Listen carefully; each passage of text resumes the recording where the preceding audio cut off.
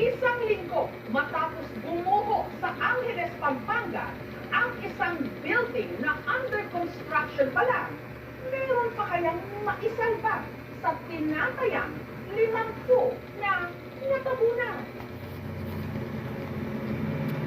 Mula sa ilalim ng tonel-toneladang bakal, simento at guho,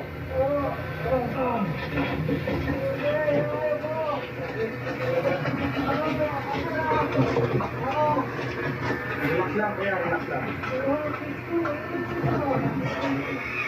yan ang ilan sa mga tinig na pilit na inaabot ng mga rescuer. Mga tinig na nagpapatunay na may mga buhay pang naghihintay. Opo, wait lang po.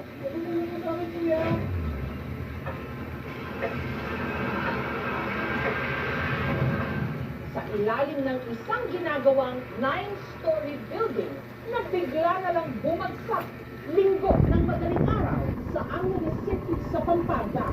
Wala, sa bumana. Yan, bumigay ka tayo. Oo, tatay.